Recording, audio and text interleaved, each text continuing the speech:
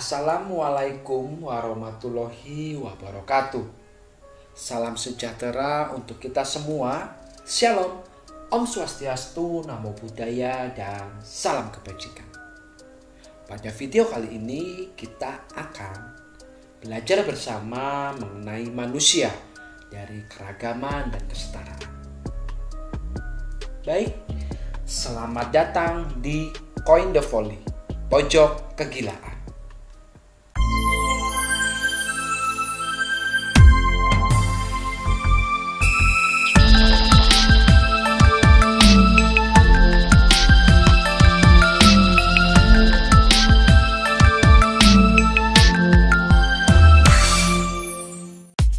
Spesial berbagai macam buku karya Yovie Irfan Vivian.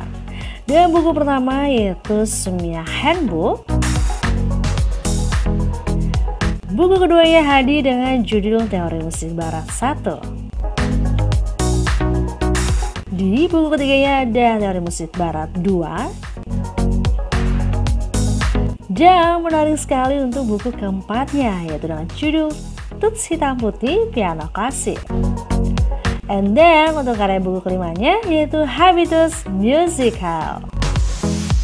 Dan inilah penampakan karya buku dari Yovie Irfan Vivian. Tunggu apa lagi? Seperti kata pepatah, uang akan habis tapi ilmu tidak pernah habis. So, isi waktu kalian dengan banyak membaca. Bagi yang tadi silahkan pesan di kolom komentar di YouTube atau bisa langsung hubungi via Instagram dan Facebook Yovie Oci. Terima kasih. Kita akan membahas mengenai keberagaman dan kesetaraan, tapi kita juga harus tahu mengenai definisinya. Keberagaman itu berasal dari kata ragam, yang menurut KBBI artinya adalah macam, jenis, corak, dan warna. Secara sosial, keberagaman apa yang terjadi di Indonesia atau bahkan di dunia? Apa aja sih yang beragam? Nah, bisa dilihat dari aspek sikap, perilaku, hasrat, pola pikir, kelamin, suku, agama, budaya, tingkat ekonomi, status sosial, tingkat pendidikan. Aspek-aspek inilah yang dimiliki oleh seluruh orang di dunia ini. Apakah sama? Pasti berbeda. Nah, apa itu kesetaraan? Kesetaraan itu adalah berasal dari kata setara. Artinya sama. Sama apa? Sama tingkat. Kedudukannya dan pangkat menurut Kamus Besar Bahasa Indonesia. Nah, manusia itu sendiri memiliki kesetaraan. Karena apa? Manusia sebagai makhluk Tuhan memiliki tingkat dan kedudukan yang sama. Loh, tapi enggak Pak. Misalnya Mas, ada orang yang kedudukannya lebih kaya. Dia selalu mempermainkan bawahannya. Nah, ya itu yang tidak boleh. Maksudnya apa? Secara esensi sebagai makhluk ciptaan Tuhan, kita itu setara. Nah, makanya nanti kita akan lihat setelah ini. Pada slide berikutnya, di sini ada gambar Adorno. Nah, Adorno ini mengungkapkan mengenai negativitas total atau total negativity. Nah, untuk biografinya Adorno nggak di video ini, ada di video sebelumnya. Cari aja mengenai video saya tentang musik jazz, kajiannya media populer atau musik populer yang dikemukakan oleh Theodor Ludwig Adorno. Nah, di sini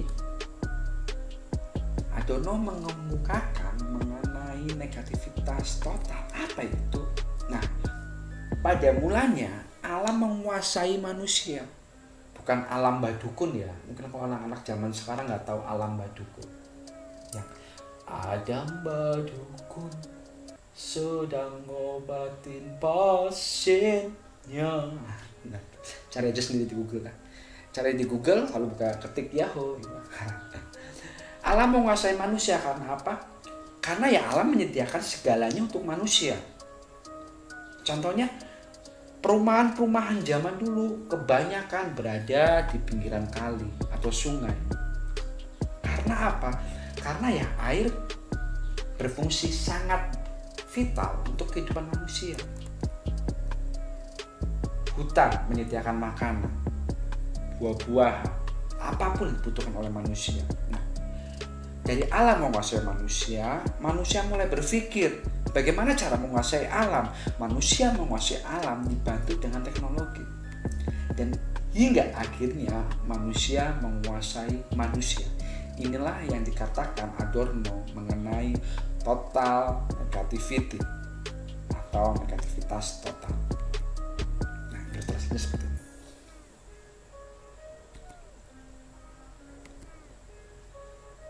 Alam menyediakan semuanya untuk manusia.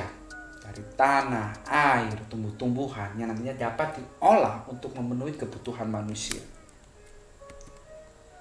Tetapi ketika manusia sudah menciptakan alat, manusia itu sendiri menguasai alam. Kok bisa? Manusia menggunakan alat teknologi untuk mengeksploitasi alam. Nah, dari sini manusia-manusia yang mempunyai alat teknologi itu atau mempunyai alat-alat produksi itu menjadi bos, pekerja-pekerjanya menjadi buruh. Nah, inilah yang dikatakan manusia menguasai manusia. Lalu keberagaman, kesetaraan, apakah masih ada? Tidak ada.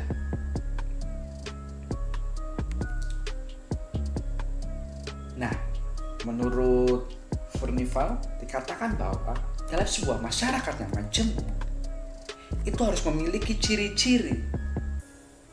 Ciri-cirinya apa sih masyarakat majemuk? Yaitu kehidupan masyarakat secara berkelompok berdampingan secara fisik tetap terpisah oleh kehidupan sosial dan tergabung dalam sebuah kesatuan politik yang sama. Inilah yang dikemukakan oleh Furnival mengenai masyarakat majemuk atau plural society. Mereka atau masyarakat tetap berkelompok secara fisik bersama-sama nih. Tapi mereka berjarak karena apa? Karena ada beberapa hal yang memisahkan. Bisa dari kehidupan sosial atau juga kesatuan politik. Nah, kita melihat pada foto ini secara fisik mereka bersama-sama. Tentara-tentara Barat atau Eropa atau Belanda ini mereka bersama-sama dengan orang-orang Indonesia.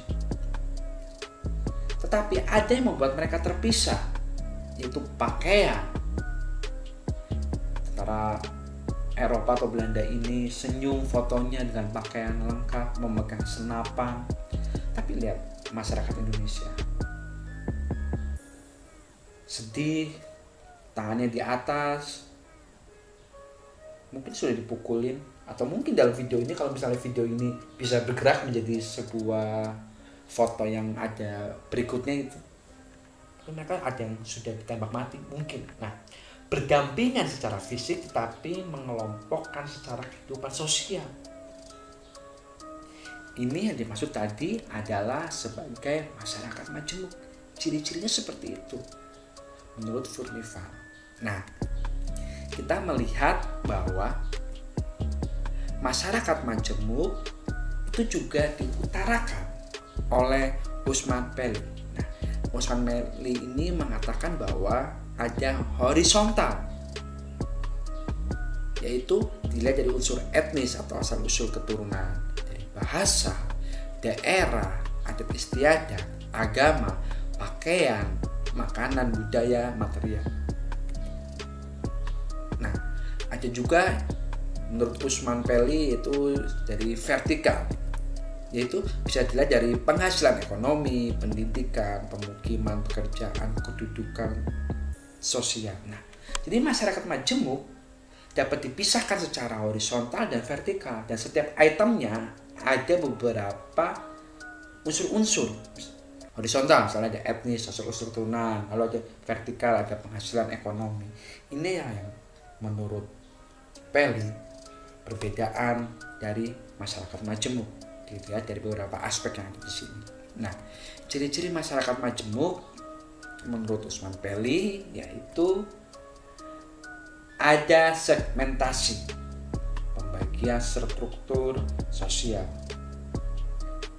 Di mana? Di dalam kelompok kebudayaan yang berbeda. Adanya dominasi politik oleh suatu kelompok terhadap kelompok lain pasti akan ada. Nah, yang ketiga adalah seringkali terjadi konflik antar kelompok. Keempat, memiliki struktur sosial. Nah, ini ciri-ciri masyarakat majemuk. Lalu, beberapa problematika dalam keberagaman. Nah, yang pertama pasti etnosentrisme, menganggap suku yang dimiliki adalah terbaik. Diskriminasi, tindakan yang membeda-bedakan kelompok dominan terhadap kelompok subordinasi.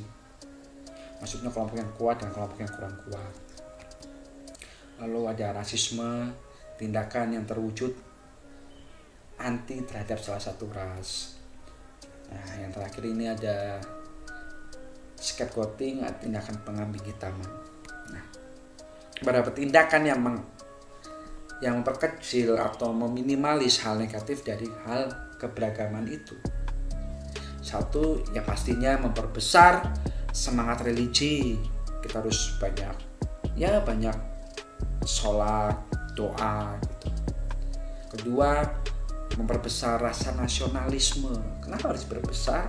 Karena ya kita sebagai orang Indonesia tidak usah meributkan masalah-masalah suku, ras antara yang ada di Indonesia dari Sabang sampai Merauke. Pertikaian suku atau kampung harus berbesar dengan semangat nasionalisme itu sendiri. Ketiga, memperbesar semangat pluralisme atau kebersamaan. Nah, yang keempat, memperbesar semangat humanis atau humanisme. Nah, ya manusia lah, sama manusia saling menghargai, jangan saling bully minimalisnya. Jangan melakukan kekerasan dengan manusia. Makanya ya di sini kita akan belajar bagaimana menjadi manusia yang mampu memanusiakan manusia. Nah, yang kelima adalah membangun dialog yang baik antar umat beragama, seperti itu. Baik, begini atau ini video dari manusia, keberagaman dan kesetaraan dilihat dari masyarakat yang majemuk. Dari masyarakat yang majemuk kita bisa melihat bahwa ada banyak terjadi kemungkinan masalah yang akan muncul dan bahkan sudah muncul, dan kita juga sudah belajar bagaimana mengatasi masalah-masalah yang akan muncul ketika berada di dalam masyarakat yang majemuk. Terima kasih untuk kalian yang sudah melihat dan mendengarkan video ini. Akhir kata saya ucapkan Assalamualaikum warahmatullahi wabarakatuh. Salam sejahtera untuk kita semua. Om Swastiastu, Namo Buddhaya, dan salam kebajikan.